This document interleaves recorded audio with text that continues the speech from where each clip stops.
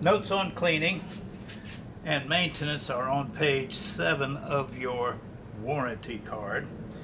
A couple of notes to make about that: when you go to clean the piston, you want to get it basically back to almost bright steel by using a powder solvent like Bore Bright and a bronze phosphor brush. You do not want to use stainless steel because stainless steel will eventually score the metal, but a bronze phosphor brush works really good for removing the carbon fouling, which tends to build up on the piston itself. Now, going inside the gas chamber as it's described in your gun, you can also use the bronze phosphor brush to loosen up the carbon fouling in there, along with a little Bore Bright. And then you can take a toothbrush with a piece of t-shirt on it and run it down in there and clean out most of that carbon fouling. You want to get most of it out every time so it doesn't build up on there, because it will begin to jam up the piston system.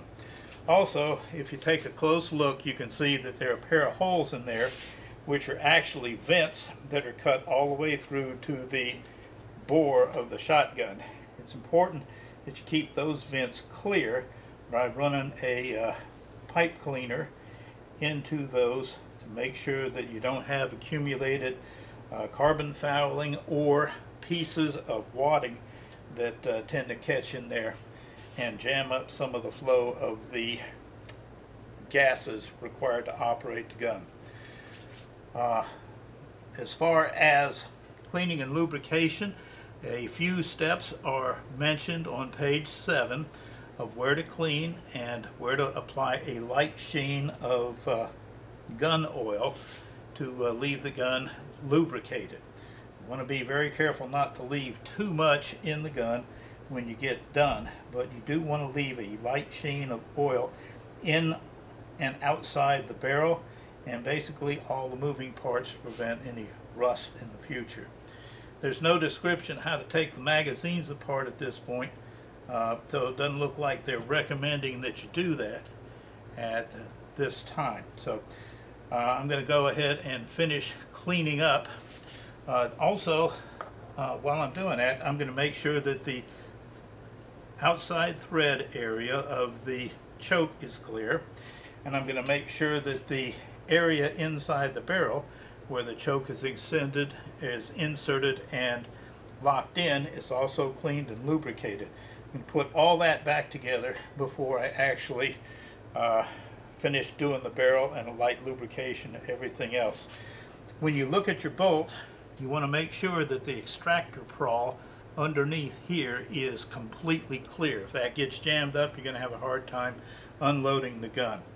Generally speaking, you'll see that the firing pin in this thing is pretty large, so that's why I think this gun is susceptible to slam firing. Otherwise, just a light coat of oil when you get done. Make sure your barrel is completely clear. Make sure your gas chamber and your piston are clear. Your bolt carrier, that's what this whole assembly is called.